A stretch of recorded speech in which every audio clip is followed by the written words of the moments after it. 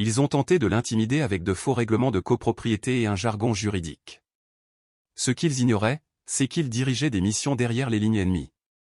Juste après 9 heures du matin, une Dodge Ram argentée en mauvais état s'est arrêtée. De la boue s'est formée le long des passages de roues, la plaque d'immatriculation ne tenant qu'à un seul boulon. 3 hommes étaient assis à l'intérieur. Ils ne ressemblaient pas à des livreurs et n'étaient certainement pas amis. Ézéchiel Rowe était déjà debout, nourrissant ses chevaux le long de la clôture et de sa propriété de 5 hectares, juste à l'extérieur de Winslow, en Arizona. Il aperçut le camion avant de l'entendre. Des années d'entraînement lui avaient appris à toujours surveiller la route, surtout les plus calmes. Les hommes sortirent, tous vêtus de polo bleu marine avec un badge blanc cousu sur le cœur. Le logo indiquait « Neighborhood Compliance Authority ». Il ne s'agit pas d'un organisme officiel, ni reconnu par une véritable agence, mais suffisamment audacieux pour paraître légitime à quiconque ne s'y connaît pas. L'un d'eux portait un presse-papier. Un autre portait une ceinture utilitaire, mais elle ne contenait rien d'autre qu'un talkie-walkie et une lampe de poche. Le troisième, plus grand et à la peau plus foncée, se tenait debout, les bras croisés et ses lunettes de soleil, s'efforçant de donner l'impression qu'il commandait. Ils se sont approchés de la porte comme si elle leur appartenait. Monsieur Bro, a appelé le gars du presse-papier, sa voix raide et officielle, nous sommes ici avec l'unité d'application de la HOA. Nous devons vous parler de multiples violations de propriété. Zek ne répondit pas. Pas tout de suite. Il les laissa attendre pendant qu'il finissait d'attacher une botte de foin, un genou sur le bois, les mains fermes et précises comme une horloge. Son mélange de berger, tarot, se tenait à côté de lui, la queue immobile et les yeux alertes. Il ne s'agissait pas d'être impoli. Zek savait que le silence au bon moment en disait plus que n'importe quel mot. L'homme au presse-papier s'éclaircit la gorge plus fort cette fois. « Monsieur, je vais vous demander d'avancer. Vous avez une clôture non autorisée sur le périmètre sud et des dépendances qui n'ont pas été approuvées par le syndicat de quartier. » Zek leva finalement les yeux. Sa voix était calme et basse, du genre à inciter les gens à écouter, qu'ils le veuillent ou non. « Il n'y a pas de HOA ici. » L'homme cligna des yeux, visiblement secoué. « Je pense que vous vous trompez, monsieur. Ce terrain relève de la compétence du comité résidentiel de Mesquite Valley. L'article C de la loi sur l'application du code de quartier s'applique à tous. Vous êtes sur un terrain du comté. Mon acte de propriété stipule que la propriété n'est pas constituée en société, répondit Zek en se levant et en marchant lentement vers la clôture. Ni menaçant, ni rapide, juste réfléchi. Pas de syndicat de copropriété. Pas de bureau d'application du code de la route. Pas de comité. L'homme aux lunettes de soleil bougea avec inquiétude, posant une main sur sa ceinture comme s'il était prêt à faire quelque chose. Mais ce n'était pas le cas. Aucun d'entre eux ne l'était. Zek s'arrêta à 1,50 m du portail et demanda « Vous avez un numéro de badge, les gars ? Une carte d'identité du comté ? Quelque chose qui vous rattache à une vraie agence ?» Le gars aux lunettes de soleil répondit, d'une voix grave mais tremblante sous la surface, « Nous avons le droit légal d'inspecter toute structure non conforme aux directives de la communauté. Ce n'est pas personnel. » Zek sourit, mais sans enthousiasme. « Tu ne sais même pas quel code tu cites. » Le gars du presse-papier baissa les yeux, marmonnant quelque chose à propos du protocole d'inspection obligatoire. Zek ne cligna pas des yeux. Il les observait, non seulement avec ses yeux mais avec tous ses muscles. Derrière lui, une vieille voisine de l'autre côté de la clôture, Madame Away, s'approcha, téléphone à la main. « Ça va, Zek » appela-t-elle. Il fit un petit signe de la main, gardant toujours les yeux sur les hommes. « Tout va bien, Martha. Je viens de recevoir quelques visiteurs curieux. » C'est à ce moment-là que la tension a changé. Le gars du presse-papier se tourna pour la regarder. L'homme aux lunettes de soleil se déplaça à nouveau, reculant d'un demi-pied. Il ne voulait pas de public. Zek n'avait pas besoin de menacer. Il n'a même pas élevé la voix. Il a juste dit, « Vous voudrez peut-être réfléchir très sérieusement à votre position et à qui vous essayez de tromper. Vous n'êtes pas dans un pâté de maison. » Il y eut un silence. Le vent se leva, le seul bruit étant celui de la chaîne du portail qui cliquetait doucement. L'homme aux lunettes de soleil reprit finalement la parole, essayant de garder une certaine autorité dans son ton. Nous allons déposer un rapport de non-conformité. Ce n'est pas fini. Mais Zek se pencha légèrement en avant, la voix plus basse qu'auparavant. Ça l'est si tu t'en vas maintenant. Je choisirais cette option. L'un des hommes le plus jeune avait l'air de vouloir dire autre chose, mais il ne l'a pas fait. Sa main trembla. Puis il baissa les yeux. Il n'était pas habitué à être interrogé ainsi. Mais quelque chose dans la façon dont Zek se tenait les fit hésiter. Zek n'était pas du genre à s'expliquer. Il en avait trop vu, trop fait, pour avoir besoin d'avoir le dernier mot. Pourtant, tandis qu'il observait les trois étrangers s'attarder à la porte, hésitant entre discuter et partir, il sentit quelque chose de plus profond se mouvoir sous la surface. Il n'était pas en colère. Il était calculateur. Zek avait déménagé ici il y a 5 ans, quittant la marine après 22 ans de mariage derrière lui et une blessure au combat qui lui bloquait encore le genou droit par temps froid. Il a acheté le terrain à un professeur à la retraite qui souhaitait se rapprocher de ses petits-enfants. Zek a payé intégralement, en espèces, par principe. Le ranch n'avait rien de clinquant. Il y avait une maison de plain-pied qu'il avait construite lui-même avec du bois de récupération, une petite serre, 2 chevaux et quelques chèvres juste assez pour occuper ses mains et garder l'esprit tranquille. Les gens qui vivaient si loin ne voulaient pas être dérangés. C'était là tout l'intérêt. La station-service la plus proche était à 20 km. Le bureau du shérif plus près du 45. C'est sans doute pour ça que ces types pensaient pouvoir le pousser. Zek regarda le type au presse-papier tourner une page et pointer quelque chose du doigt. C'était du théâtre, pas de signature, pas d'entête, pas de code juridique. Juste des formulaires vides, maquillés pour effrayer. Tu sais, disait d'un ton désinvolte, il y avait une équipe comme la tienne qui a tenté quelque chose de similaire près de Tuba City l'année dernière. Ils prétendaient appartenir à l'autorité des infrastructures tribales. Ils essayaient de trouver des personnes responsables d'installations de panneaux solaires inappropriés. Cela provoqua un éclair de surprise chez le plus jeune, le grand type qui n'avait pas dit grand-chose.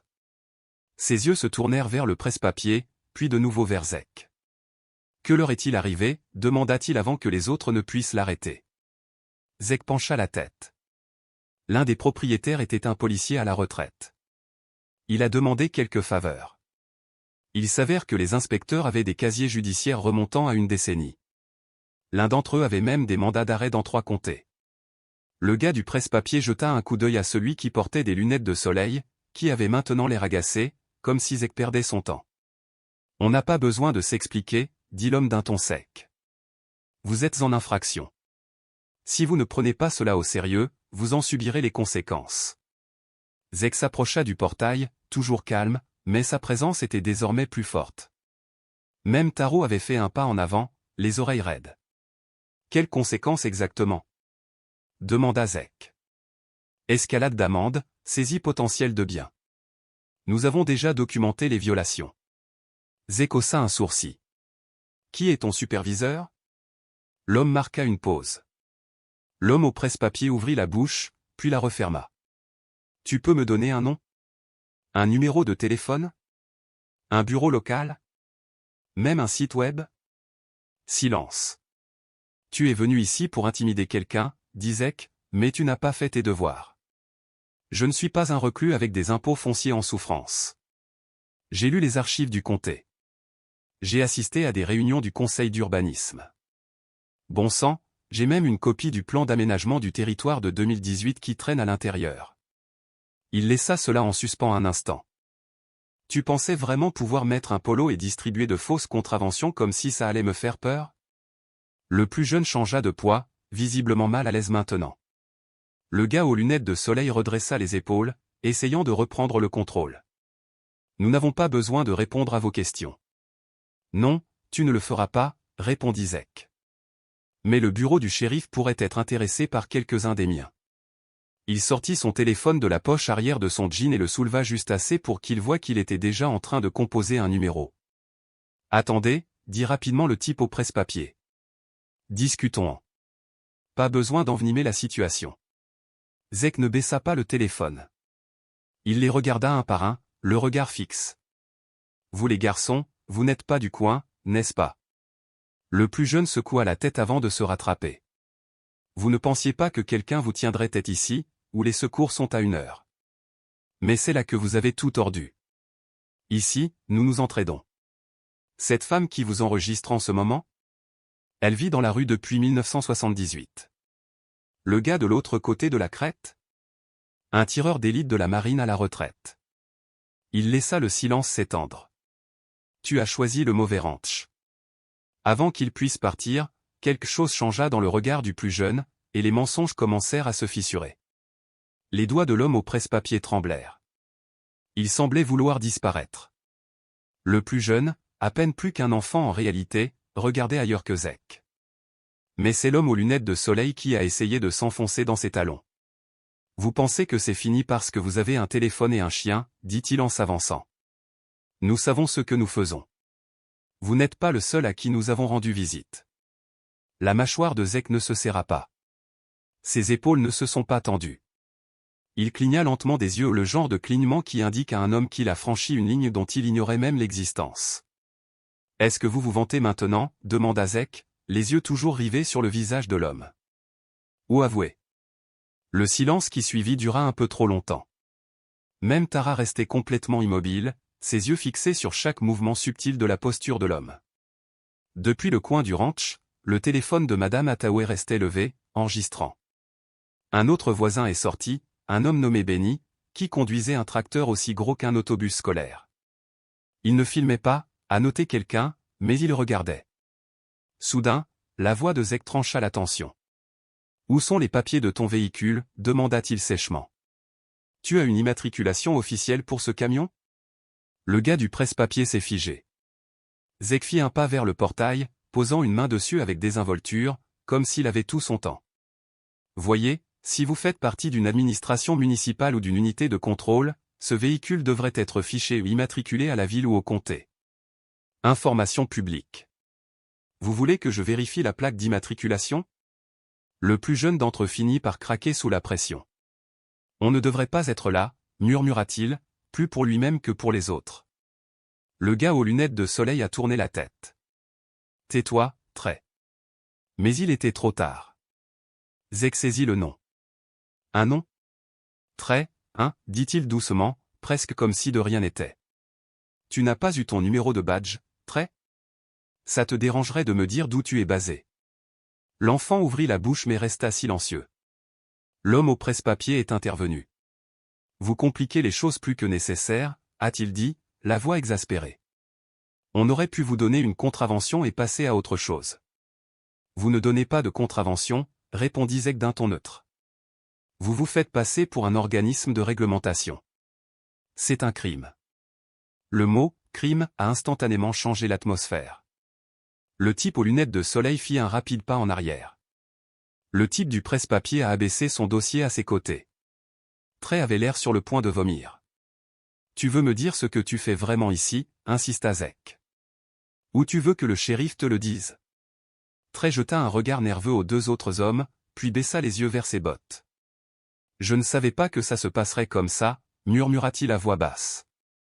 Il a dit qu'on ne faisait qu'avertir les gens, qu'on frappait aux portes pour s'assurer qu'ils respectaient le règlement. Avez-vous déjà travaillé avec une véritable application de la loi auparavant demanda Zek, implacable. Non. Vous savez à quoi ressemble un cessez-le-feu ? Il secoua la tête. Avez-vous déjà vu un véritable ordre de conformité ? Non. Alors tu pensais qu'arriver avec un faux patch et un presse-papier effraierait les gens et les inciterait à te donner quoi ? De l'argent ? De l'accès ? Le type aux lunettes de soleil s'avança à nouveau. Ne lui parle pas. Il ne parle pas pour nous. Zek sourit, non pas parce que c'était drôle, mais parce que c'était fini.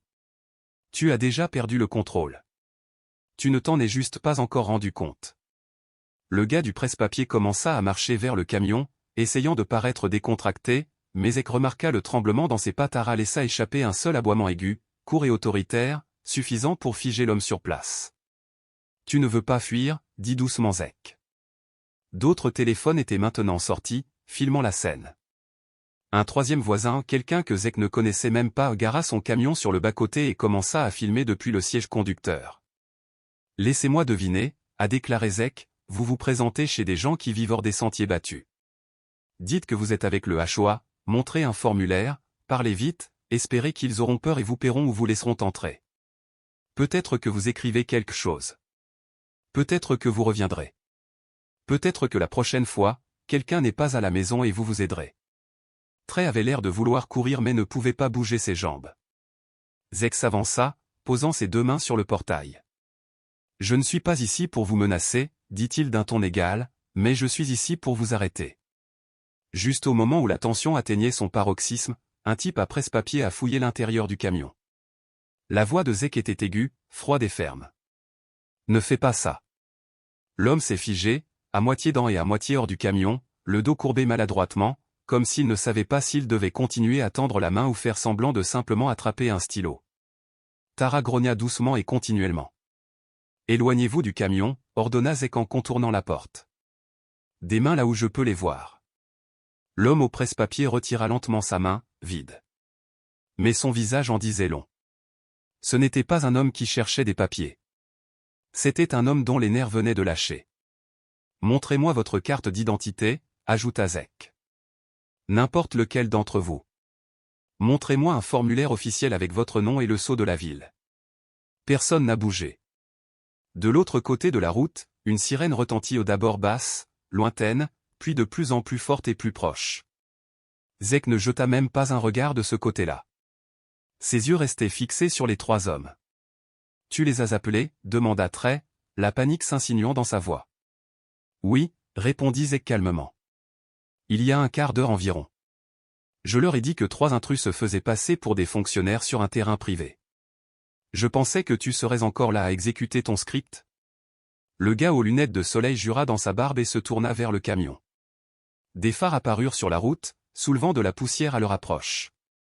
Zek leva une main vers la voiture du shérif qui arrivait, un simple signe de la main, pas un appel à l'aide, juste pour leur faire savoir où se trouvait le problème. L'adjoint Lusro sortit le premier. Fin des années 30, construction stable, attitude pragmatique. Il avait connu Zek par hasard, principalement par l'intermédiaire de la coopérative où ils achetaient tous deux de la nourriture. Mais aujourd'hui, sa posture n'était qu'une affaire. « Monsieur Rowe » dit-il en hochant la tête une fois. « Ça va ?» Zek hocha la tête. « Je vous remercie d'être venu. Nous avons ici 3 individus qui prétendent faire partie d'un HOA inexistant. Ils ont tenté d'entrer dans ma propriété, ont émis de fausses citations et ont refusé de présenter une pièce d'identité. » Lusro jeta un coup d'œil aux 3 hommes. « Des noms ? Ils n'ont pas proposé, » a déclaré Zek. Mais l'un s'appelle Trey. Les 2 autres n'ont pas été aussi amicaux. Lusro s'avança lentement. Voyons une identification. L'homme du presse-papier força un sourire. Nous menions simplement une action de proximité classique, purement informative. Super, dit Lusro d'un ton neutre. Montrez-moi les documents qui vous autorisent à faire ça. Le type aux lunettes de soleil marmonna quelque chose à propos d'un malentendu. Trey resta silencieux. La peur dans ses yeux était réelle et évidente. Il n'était pas fait pour ça. Un autre croiseur s'est arrêté derrière le premier. L'adjointe Sienna Torres sortit, la main posée près de sa ceinture. Le moment avait changé. Quel que soit le pouvoir que les 3 hommes pensaient détenir, il avait disparu. Lusro prit le presse-papier, le feuilleta, puis jeta un coup d'œil à Zek. Vous ne plaisantiez pas. C'est un désastre. Pas d'entête légale, pas de cachet d'agence, juste un tas de termes qui semblent effrayants mais qui ne veulent rien dire. Assez faux pour effrayer la bonne personne, dit Zek. Surtout quelqu'un d'âgé ou qui ne connaît pas le règlement d'urbanisme. Lusro fit signe à Torres. Examinez les plaques. Voyez si ce camion est volé ou s'il est simplement louche. Trey a finalement craqué. Je ne savais pas, lâche-t-il.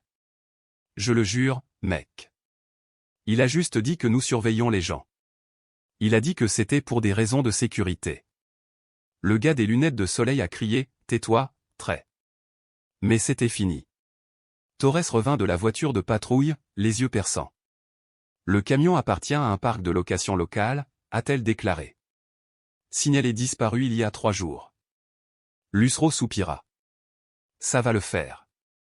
Torres s'est avancé, commençant le processus d'arrestation du type du presse-papier. Zek regardait, les bras croisés, sans rien dire. Il n'en avait pas besoin. Appréciez votre patience, monsieur Rowe, a déclaré Lusro. On dirait que cette équipe a fait le tour. Cela pourrait être lié à des plaintes similaires à Ulbrook et Joseph City. Je m'en doutais, dit Zek doucement. Ils étaient trop confortables. Lusro fit un signe de tête à Trey. Ça te convient si on recueille leurs déclarations ici avant de les déplacer? Zek esquissa un demi-sourire. Tant qu'il reste de ce côté-là de la porte. Les agents se déplaçaient avec calme et professionnalisme. Trey était assis par terre, la tête dans les mains. Le gars du presse-papier avait l'air d'essayer de ne pas hyperventiler. Le type aux lunettes de soleil restait en colère, prétendant toujours qu'il s'agissait d'un malentendu, mais ce n'était pas le cas.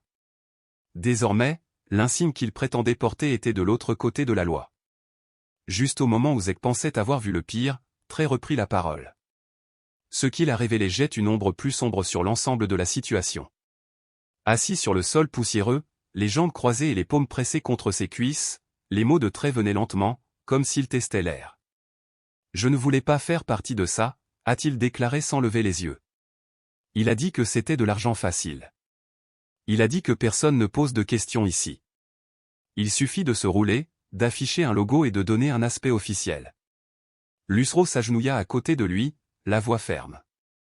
Et qui est-il, Trey? Trey jeta un coup d'œil à l'homme aux lunettes de soleil. Lui. DNE. C'est lui qui a organisé tout cela.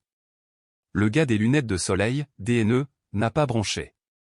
Il me regarda comme s'il avait été sculpté dans la pierre. Le type au presse-papier, toujours silencieux depuis que Torres l'avait menotté, détourna le regard. Zek resta près de la porte, les bras croisés. Il n'était pas intéressé à participer à l'enquête, mais il écoutait attentivement. « Que essayais-tu vraiment de faire ici » demanda Lusro. Trey expira. Nous n'allions faire de mal à personne. Juste effrayer les gens. Leur faire croire qu'ils devaient des amendes ou qu'ils avaient raté un permis. Ensuite, DNE proposait de régler le problème pour quelques centaines de dollars. Les gens payaient et je les ai vus payer. Lutro serra légèrement la mâchoire, mais garda un ton neutre. Vous avez déjà fait ça? Trey hocha la tête, honteux. On a touché 6 ou 7 maisons. Surtout des gens qui habitaient en périphérie, quelques retraités. Un type ne parlait même pas anglais. Il paniquerait à cause des formalités administratives et donnerait de l'argent à DNE juste pour les faire partir. Zek serra les doigts dans sa paume. Il ne dit rien, mais son silence lui semblait pesant. Torres accompagna le préposé au presse-papier jusqu'à la deuxième voiture, ouvrit la porte arrière et lui fit signe d'entrer. Non, demanda-t-elle. L'homme marmonna quelque chose. Parle plus fort, dit-elle. Lee Jarvis, marmonna-t-il. Lutro se retourna vers Zek. Tu veux entendre ça? Zek haussa les épaules. Ce n'est pas ma décision, mais s'ils ont mené cette arnaque ici, votre service a un plus gros gâchis à nettoyer. Lusro se leva et se tourna vers DNE. C'est toi DNE, n'est-ce pas? Le responsable. Les lèvres de DNE se retroussèrent en un sourire narquois. Prouve-le, dit Lutro sans ciller. Il fit un signe de tête à Torres. Mets-le à l'arrière. On s'occupera du reste au poste. Tandis que Torres emmenait DNE, Trey leva de nouveau les yeux vers Zek. Je ne savais vraiment pas que c'était comme ça. Il avait l'air d'un concert, juste en chemise, avec un air officiel. Zek s'approcha, non pas par colère, mais parce que parfois, le contact visuel dit ce que les mots ne peuvent pas dire. Tu as déjà pensé à ce qui aurait pu arriver si tu avais croisé quelqu'un qui avait paniqué, demanda Zek. Un vieux vétéran souffrant de syndrome de stress post-traumatique, une jeune maman avec des enfants, un homme qui se sentait pris au piège. Trey déglutit difficilement. Je n'y avais pas pensé aussi loin. C'est là le problème, a déclaré Zek. Personne ne le fait jusqu'à ce qu'il soit trop tard. Lusro s'éclaircit la gorge. Nous allons avoir besoin que tu fasses une déposition complète au poste, Trey. Ta coopération fera avancer ton dossier, mais tu devras quand même rendre des comptes. Trey acquiesça à peine. Torres revint du croiseur et se pencha vers Lusro. Je viens de recevoir confirmation du central. Il y a un dossier ouvert à Snowflake concernant une fausse équipe d'inspection. Le propriétaire a perdu 1500 $. Lusro jura dans sa barbe. Cela pourrait faire partie de quelque chose de plus grand. Zek se tourna vers sa maison. Son travail ici était terminé. Lusro l'appela, nous vous contacterons, monsieur Rowe. Zek leva la main en signe de reconnaissance, mais ne ralentit pas le pas. Il ne cherchait ni justice ni remerciement. Il voulait juste retrouver sa terre, son calme, son souffle. Et maintenant, il savait qu'il y avait des gens qui s'en prenaient à ceux qui restaient discrets. Avant de disparaître à l'intérieur, Lusro dit une chose de plus qui fit s'arrêter Zek à mi-chemin. « Zik !» cria Lusro, l'arrêtant à quelques mètres de son Porsche. Zek fit une pause, se tourna à mi-chemin, la main toujours sur la porte moustiquaire. Le lieutenant Lusro s'approcha, plus silencieux maintenant, la voix suffisamment basse pour que seul Zek puisse l'entendre. « Ce n'est pas dû au hasard. Nous suivons des rapports comme celui-ci depuis des mois. Des endroits toujours à l'écart, généralement détenus par des gens ayant une formation militaire ou sans famille à proximité, des gens qui n'aiment pas l'attention. » Zek ne dit rien mais plissa les yeux. « Ils ne sont pas là uniquement pour distribuer de fausses contraventions, » a poursuivi Lusro. « Nous pensons qu'ils cherchent à identifier des cibles faciles, des endroits où ils pourraient revenir plus tard, peut-être quand il n'y aura personne. » Zek laissa cela pénétrer. L'implication était claire. Ces types n'étaient pas que des escrocs, ils fouillaient les maisons, à la recherche des personnes isolées, vulnérables, celles qui ne manqueraient pas pendant des jours. Y a-t-il des signes d'effraction ? Demanda Zek. Pas encore, répondit Lusro. Mais nous effectuons une surveillance près de Hulbrook. Un couple parti en week-end est rentré chez lui avec des outils manquants et des serrures endommagées. Aucun signe d'effraction. Peut-être à égalité. Zek hocha lentement la tête. Ils sont intelligents, mais pas forcément. Ouais. Et devenir plus audacieux. Lutro regarda vers le chemin de terre. Il pensait que rural signifiait non protégé. Zek se tourna complètement maintenant. Ils se sont trompés. Lutro eut un sourire fatigué. Cette fois, oui. Mais la prochaine fois, ce sera peut-être quelqu'un sans voisin ou sans expérience en matière de lecture des lois du comté pour le plaisir. Zek ne sourit pas. Vous devez rendre cela public. Les gens doivent savoir. Nous préparons une déclaration. Nous voulons prendre de l'avance avant que quelqu'un d'autre ne soit blessé. Zek regarda les croiseurs charger les 3 hommes. Il affichait toujours ce sourire narquois, comme si, même menotté, il ne croyait pas que ça tiendrait. « Tu penses que les accusations seront retenues ?» demanda Zek. Lusro haussa les épaules. « Nous avons des usurpations d'identité, des tentatives de fraude, des vols de véhicules, des intrusions. Cela pourrait suffire à les enfermer pendant que nous creusons. Cela dépend de ce que Trey est prêt à nous donner. » Il a peur. Zek a dit, il parlera. Torres sortit du 2e croiseur, fermant la porte arrière avec un léger bruit sourd. Nous avons tout ce qu'il nous faut ici. Nous les accueillons pour les traiter. Lusro se tourna vers Zek. Tu as déjà pensé à rejoindre le département, même à temps partiel ? Zek lui lança un regard. Je suis venu ici pour ne pas avoir à porter un autre badge. Ne vous offensez pas. Aucun prix, a déclaré Lusro. Je suis juste content que tu sois là quand ils ont choisi ta place. Zek hocha la tête une fois, puis se tourna pour entrer. Il déverrouilla le moustiquaire, franchit la porte et laissa la porte en bois se fermer derrière lui avec un léger bruit sourd. À l'intérieur, tout était encore comme il l'avait laissé, les outils empilés sur le banc près de la fenêtre, le café frais dans la cafetière, sa vieille veste en flanelle jetée sur le dossier de la chaise. Il s'assit, prit une profonde inspiration et regarda par la fenêtre avant. Les voitures de patrouille s'éloignaient. La poussière se souleva, puis retomba. Juste comme ça, ils étaient partis. Taro s'approcha à côté de lui et posa sa tête sur la botte de Zek. Pendant un moment, il est resté assis là à penser non pas à l'arnaque, ni à DNE, ni aux presse-papiers, ni aux fausses citations, mais à toutes les autres maisons, celles qui n'avaient pas de chien, ni de portail, ni d'homme capable de voir à travers les mensonges à 9 pieds de distance. Il n'aimait pas être l'histoire, mais peut-être que l'histoire avait besoin d'être racontée. 1 heure plus tard, il a envoyé un email à la liste de diffusion du comté, un avertissement court et direct. 3 hommes se faisant passer pour des responsables de l'association des propriétaires ont visité ma propriété aujourd'hui. Ils ont présenté de faux documents et ont tenté d'y accéder. Le bureau du shérif les a placés en garde à vue. Méfiez-vous de toute personne prétendant être autorisée sans preuve. Posez des questions. Tenez un registre. Ne présumez pas qu'ils sont bien ceux qu'ils prétendent être. Il a cliqué sur envoyer, puis est retourné dans son champ. Ce n'était pas un héros. Il n'essayait pas d'en être un. Mais certaines personnes ne reculent pas lorsque cela compte, Et parfois c'est tout ce qu'il faut pour empêcher les mauvaises personnes de penser que personne ne les regarde. L'histoire a fait le tour plus vite que Zec ne l'avait prévu. Le lendemain matin, quelques habitants avaient déjà transmis son avertissement à leur famille et à leurs amis. Au déjeuner, quelqu'un l'a publié dans un groupe Facebook régional pour les colons du nord de l'Arizona. Le soir, il recevait des appels de gens qu'il connaissait à peine, lui demandant s'il était celui qui avait résisté à ces faux voyous de la Shoah. Il gardait les conversations courtes, polies, mais distantes. Zec ne cherchait pas à attirer l'attention, mais elle continuait à venir quand même. Les nouvelles locales de Prescott ont consacré un reportage de 2 minutes à ce sujet. Le shérif Lusro a donné une conférence de presse le lendemain confirmant les arrestations et faisant allusion à une enquête plus large sur les escroqueries ciblant les biens dans la région. Ils l'ont appelée Opération Bouclier de papier. Une femme de Snowflake qui avait perdu $1 500 s'est manifestée après avoir vu l'histoire.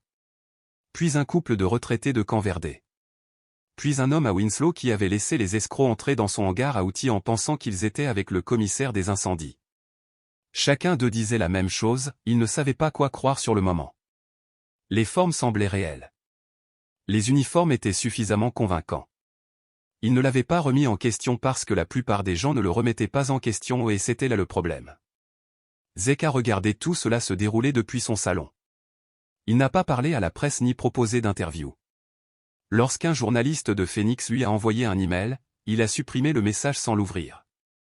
Il n'était pas intéressé à devenir un symbole. Mais il ne pouvait s'empêcher de penser à ce qui aurait pu se passer si ce n'était pas dans son ranch qu'il s'était arrêté. Si cela avait été Madame Hathaway ou quelqu'un de plus âgé, quelqu'un seul. C'est la partie qui lui est restée. Une semaine plus tard, Lusro est arrivé avec un dossier à la main. Il portait des vêtements simples, pas de radio sur l'épaule, pas de badge accroché à sa ceinture. « Ça te dérange si j'entre » demanda-t-il. Zec ouvrit la porte sans un mot. Ils étaient assis à la table de la cuisine, juste 2 chaises, une vieille cafetière en émail entre elles. Lusro fit glisser le dossier. À l'intérieur se trouvaient des images d'une caméra de surveillance installée près d'un vieux ranch à Hulbrook, montrant DNE et Jarvis se promenant à l'arrière d'une maison avec des gants. Pas de paperasse. Pas de polo. Je rôde juste. Le procureur porte plainte pour fraude criminelle et tentative de cambriolage, a déclaré Lusro. On dirait qu'il cherchait plus que de l'intimidation. Cela aurait pu se transformer en quelque chose de pire. Zec n'a pas beaucoup réagi. Je viens de parcourir les photos, puis de fermer le dossier. Ils partiront si vous ne parvenez pas à faire témoigner quelqu'un, a-t-il dit catégoriquement. Très parle, répondit Lusro. Il a dit qu'il avait fini de faire semblant. Nous allons lui proposer un accord s'il nous aide à tout mettre en place. Zec hocha la tête. Bien. C'est juste un gamin idiot qui ne savait pas quand arrêter. Lusro fit une pause. Il a peur. Trey m'a dit que tu étais le seul à ne pas l'avoir menacé. Il a dit qu'il ne savait pas quoi faire avec ça. Zec regarda de nouveau par la fenêtre. Le vent s'était levé. L'herbe se courbait et dansait en dessous. Il a le temps de découvrir qui il veut être maintenant. Lusro se leva. Je vais te laisser tranquille. Je voulais juste que tu saches jusqu'où ça pouvait aller. Tu as fait plus que déjouer une arnaque, Zec. Tu as probablement empêché quelqu'un d'être gravement blessé. Zec se leva également et le fit sortir. Alors que l'adjoint atteignait les marches, Zec demanda, « Vous êtes-vous déjà demandé combien de personnes restent silencieuses parce que c'est plus facile ?» Lusro tournait tout le temps. Zec hocha la tête une fois. C'est ce qui fait que des gens comme DNE pensent qu'ils ont l'avantage. Lusro n'a pas discuté. De retour à l'intérieur, Zec se versa la dernière tasse de café et se rassit. Il n'était pas intéressé à être un héros, mais il savait ceci. Lorsque vous ne parlez pas, les mauvaises personnes deviennent plus bruyantes. Et parfois, il suffit d'une seule personne posant les bonnes questions calmement et clairement pour rappeler à tout le monde que le pouvoir sans vérité n'est rien du tout. Si vous avez déjà ressenti de la pression de la part de quelqu'un prétendant être aux commandes, ou si vous avez vu quelque chose qui ne convenait pas mais qui ne parlait pas, que ceci vous rappelle. Vous n'avez pas besoin de crier pour tenir bon. Posez des questions. Écoutez attentivement. Faites confiance à votre instinct. Et si jamais vous avez l'impression que personne ne vous regarde, détrompez-vous. Aimez, commentez et abonnez-vous si vous pensez que nous avons besoin de plus de personnes comme Zek dans le monde, une force tranquille qui n'a pas besoin d'applaudissements pour faire la différence.